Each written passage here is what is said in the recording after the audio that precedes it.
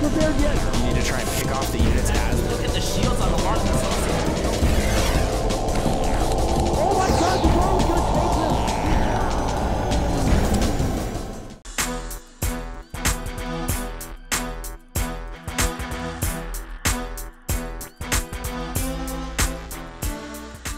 Hello, ladies and gentlemen. Welcome back. This is HD. And this is Cat's Pajamas. And we're back for game number 3 between Nerchio and Rhett. So far, Rhett losing 2 games to Nerchio quite unexpectedly. Haven't seen him play his home-based style of play, which is get into the late game, over-macro your opponent, and then win. We haven't seen that yet. We've seen him try to be aggressive, and it just hasn't worked. But we are here in game 3. What are your predictions, Cats? I don't know. This is really, really weird. I sit here in Stroking the studio, your beard. stroking my beard, Thinking about it. All you need is a pipe and bubbles coming out of it. Maybe man. a monocle and a top hat. But you know what? I just don't know. Ren has just been throwing me off. Like you say, he's a great macro player. He loves getting into those longer games. Yeah. Even some of his ZVZs tend to get really, really deep. Oh, absolutely. So I've seen cheese out of game 1. I've seen questionable decision making in game 2. I really didn't like the super link speed link production, especially against what he was seeing out of Nerchio. So I don't know, man. I've got to expect that he's going to go back to his roots, and we're going to see a very safe expand game, but I just can't call it for sure.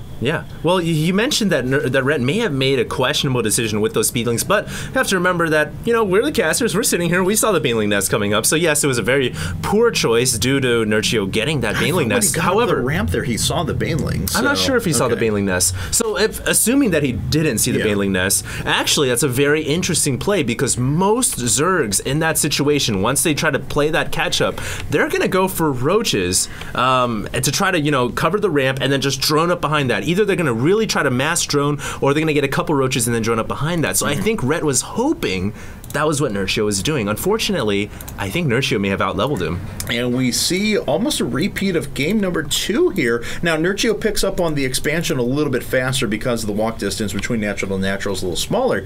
But we're seeing 14 pool out of Nerchio. We saw 15 hatch out of Rhett. Everything so far has been exactly the same order. Right. So this is going to be very interesting. I actually think pool came up before gas, though, for Rhett, so that's a small difference. But we could see a similar result of what we saw in game number 2. It's very well possible. You have to also keep in mind that this is Crossfire, and you know, Crossfire, it's a map where we like to talk a lot about Terrans and Protoss due to the map terrain and have inherent advantages against Zerg. So with Rhett choosing this map, I can't help but wonder that he's going to try to use units that have good effect in area of effect units such as the Infestor, and I can't help but wonder Rhett is probably going to try to go for a macro game here. I mean, he's already opened up with the hatch first, and I think he's going to go right into Infestor play as soon as possible. And you know what I can't help but wonder? Why I haven't said Crossfire already, but there it is nonetheless. We have a few links coming out now. I had that game as a kid. I did too. That game was awesome. I know, man. Few links coming up for Nerchio now. They're about to move into the natural. Looks like they're making their way directly into the main. We do have a Roach Warren coming up for Red, but so he is going to be a little bit late on his tech. Here he has a few links coming up. Those are going to be able to hold Nerchio, not going to do too much damage, but he is droning up behind this. And here we go, Red. Oh, God, may actually lose those links. Nice control out of Nerchio, only losing 1 link there. That was actually brilliant micro. Yeah, and he may be able to get the rest of these lings out here. You have to remember that lings are very, very difficult units of micro. They don't have a lot of health, they're very speedy, and you have to select them individually to pull them away. Much more difficult to micro than the common ordinary Zealot. So Nerchio gets out of there with a couple more lings intact. That's impressive. And that's huge, because Rhett will have to catch up, so to say, by producing an additional pair of links, or just produce a lot of roaches, and wow, Rhett is making a lot of roaches here. Cats, I think he may be going for some kind of a mass roach ling attack here. He's got 7 roaches out, or at least on the way, and Nerchio has not even a single spine crawler, no defenses whatsoever. However, is Rhett gonna push with these roaches? This is the thing you face in CVZ. If you push out, then you can't defend against speedlings at your door. Can we take a look at the units tab real quick, if you don't mind? Yeah, okay, so 24 workers to 16. So Rhett is going to be able to make a pretty powerful push, but I've got to say, Nerchio, I mean, he's got the production that once he catches wind of all these roaches, now actually, I'm going to take a look at the production tab again, because I would imagine, he's already turned around right to Spinecrawler and roaches, and he can afford that. Even though the Roachling all-in is coming at him, he has the production to be able to sit back. And even if he does a very, very borderline defense where he even loses a drone or two, he's going to be in absolutely fine position and be able to win this tug of war. So I've got to say that our positions right now favor Nerchio. And Nerchio gets in here with a couple of Lings. I mean, the battle of Lings, especially with speed upgrade against Roaches and ZVZ, typically the Zerg with Speedlings will win out simply because he has better scouting information, better mobility. Roaches are very difficult to move out across the map. Rhett, despite that, will be coming in here, gets a pretty good attack here on the Spine Crawler. The Queen pulls back. Looks like the Spine Crawler and the Queen will go down. And Rhett, does he have enough Roaches to do enough damage to justify the cost of his Roachling all in? It doesn't quite look like it.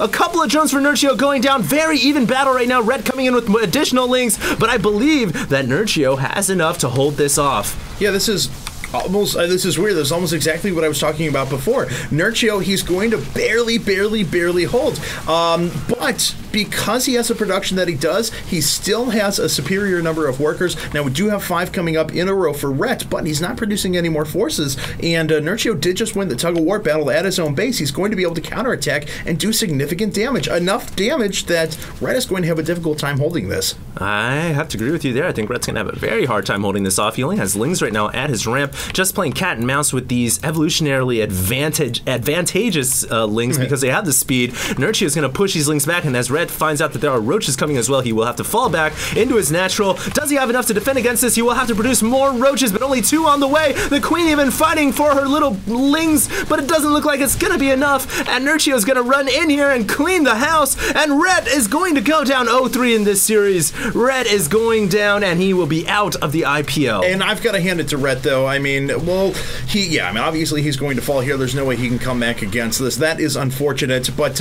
he had such a tough road. Both these players, as I mentioned before, were knocked out in winner's bracket round 1 and made a go of it. Rhett even capturing a very, very good prize for finishing where he did. Yeah. So no small feat in this tournament, but Nerchio, I have got to say, has been looking so impressive. I know, man. He survived through the lower bracket, the pit of hell, as I like to call it. The pressure is always on the line in the lower bracket, and Rhett, GG's, good luck, well-mannered, but he is out of the tournament. Nerchio will move on, but not very far, because he's going to be facing the loser of Idra versus Mana. That's going to be another big roadblock on his journey through the IPL. Absolutely. Mana, another player that's really been surprising me. A player that doesn't get a ton of press, a ton of publicity, but a very good player in his own right. And then, of course, our Season 1 champion, Idra. And the winner of that match is going to present the loser of that match is going to present quite the problem for Nerchio. But you've got to hand it to him. He had very solid decision-making in all of these games. I like the way that he was droning up, the way he reacted to the Roaches coming at him from Rhett. Rhett just didn't have enough to inflict the economic damage he needed to take that game, but nonetheless, very well fought by Nerchio. Absolutely. Well, we hope you guys enjoyed that match. Rhett has now lost in IPL, but Nerchio will move on. And if you guys want to check out more games, make sure to follow us on www.ign.com/IPL, as well as Justin TV, YouTube, Facebook, and Twitter. Yeah. Facebook and Twitter. We're at IGN Pro League on any of those. We also have our own personal channels, and we do really appreciate whenever you check those out. You can find me at twitter.com/CatsPajamasSC2 or youtube.com/CatsPajamasSC2. You guys can also find me at youtube.com/HDStarcraft. Thank you again for tuning in, and don't go anywhere because Mana versus Idra coming up next.